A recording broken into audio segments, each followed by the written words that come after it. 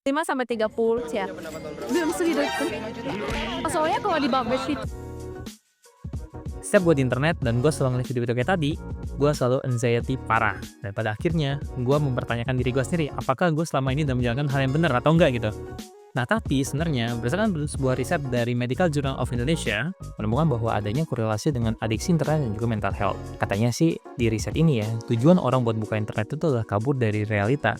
Tapi pada dasarnya itu malah bikin mereka lebih anxiety gitu. Gue cukup yakin sebenarnya sih ini semua kebentuk karena sosial media gitu. Dulu ya, sebelum adanya internet, orang-orang itu bisa dapat informasi lebih lama, kayak butuh sekitar 1 sampai 3 hari lah gitu buat dapat informasi terbaru. Sekarang sebetulnya itu orang nggak bisa tahu gitu. Sekali refresh feed aja, kita tuh bisa dapat informasi yang lebih baru lagi gitu. Banyak banget kan jadinya. Sehingga kita tuh jadi overwhelmed dengan informasi dan kita juga nggak bisa bedain nih mana informasi yang benar dan juga mana informasi yang salah. Dan juga masih dari riset yang sama, orang dengan income menengah ke bawah bakalan lebih gampang anxiety ketimbang orang yang lebih tajir. Dan bisa jadi algoritma lah yang ngebentuk kita seperti ini gitu. Dan padahal sih semua itu belum tentu bener. Ayo kita coba cek sama-sama datanya. Halo semuanya, kenalin nama saya Dani Fisman, saya adalah seorang product manager, sudah berpengalaman 2 tahun lebih di bidang produk, dan karena pekerjaan gue di bidang produk, gue selalu memastikan apapun itu dengan menggunakan data. Jadinya, gue terbiasa untuk membaca data, bukan apa yang ada di sosial media. Nah, jadinya di video ini gue akan ngebantu teman-teman untuk menginformasi beberapa hal, seperti apa itu data, kenapa kita perlu memahami data, atau kemudian tempat gue ngambil data, kemudian case apa aja sih yang relate dengan kehidupan kita gitu. Nah, kita mulai dari yang pertama, apa sih itu data? Berdasarkan KBBI ya, data itu adalah sebuah keterangan yang benar dan juga nyata, yang dapat menjadi sebuah dasar kajian. Data itu dapat dianggap nyata karena merupakan sebuah representasi dari apa yang ada di dunia nyata. Dan data itu pula adalah hasil dari kajian dan juga pengamatan, sehingga pada akhirnya akan memberikan gambaran yang cukup objektif. Kalau misalkan kita ngeliat dari sebuah klip di TikTok ya, mungkin Instagram atau Twitter atau YouTube gitu lah, yang ngomongin sebuah standar dan nggak ada data yang mendukung, berarti itu bisa dibilang nggak objektif. Dan karena nggak objektif, maka itu bisa dibilang tidak valid. Nah, itu sih buat contoh skala kecilnya, tapi juga buat ada yang lain kok. Misalkan nih, kayak buat membantu kita mengidentifikasi masalah dan juga solusi, memprediksi masa depan, memberikan komunikasi yang efektif, dan juga mengurangi bias kita terhadap suatu hal. Ini bukan bias opa-opa Korea atau eoni-oni ya. Nah, di mana sih tempat ngambil data yang cukup valid gitu ya? Menurut gue ada beberapa tempat, nah itu seperti BPS Statistik, Kata Data, dan juga Data Indonesia. Nah, kata tempat ini bisa gue bilang cukup reliable, tapi kalau misalkan lu ngerasa bahwa, wah ini kayaknya sih datanya kurang bener nih, ini pasti bohong gitu ya lu bisa cari lagi kok di tempat-tempat lain gitu untuk mencari kebenarannya.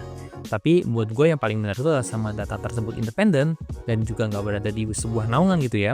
Data tersebut bisa dianggap cukup valid. Yang penting perbanyak aja referensi lo untuk saat ini gitu.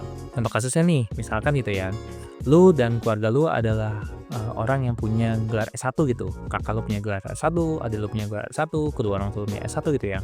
Lu mungkin akan merasa kayak S1 tuh biasa aja, dan lu akan dituntut buat S2 gitu. Tapi nih buat gue gitu ya, gue adalah satu-satunya orang dengan gelar S1 di keluarga besar gue gitu. Jadi buat gue dengan punya S1 itu udah achievement besar banget buat keluarga ini gitu. Dan lo tau gak sih sebenarnya berapa banyak orang Indonesia yang punya gelar S1?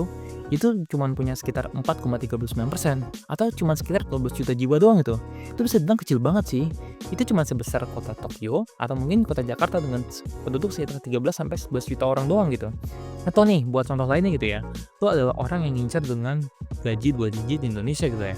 Faktanya gitu ya, berdasarkan data BPS, rata-rata gaji orang di Indonesia itu cuma 3,7 juta rupiah gitu. Bahkan tambang aja nih yang digadang-gadang sebagai tempat dengan gaji tertinggi di Indonesia, itu cuma mentok di 5,2 juta rupiah. Well, artinya kalau misalkan gaji lu berada di atas angka yang tadi gitu ya, lu harus bersyukur gitu karena lu udah di atas rata-rata. Well, gue tau yang namanya rata-rata pasti itu lebar di bawah, ramping di atas gitu. Tapi setidaknya lu bisa tahu bahwa rata-rata gaji saat ini ada di berapa gitu. Jadinya lu nggak harus takut bahwa apakah yang lu punya saat ini tuh tinggi atau rendah gitu. Karena masih banyak banget orang di luar sana yang gaji mungkin masih di bawah rata-rata gitu. Nah, jadi gimana nih? Standar sosmed tuh nggak selamanya bener kan? Dan bagi gue sih dengan mengetahui data ini penting banget buat gue untuk menjaga kesehatan mental gue gitu. Di era informasi super cepat banget dan juga jangan sampai lo salah satunya kemakan dengan informasi yang ada di sosmed itu. Nah, yang penting kita tuh harus cari tahu datanya, kita juga harus cari tahu faktanya. Nah, kalau misalnya lo suka video tadi, mungkin lo penasaran apa itu product manager dan kenapa harus pakai data untuk menjelaskan suatu hal. Nah, kalau misalkan lo penasaran, lo bisa nonton video ini. Dan seperti itu aja video kali ini, sampai jumpa di video selanjutnya. Bye-bye!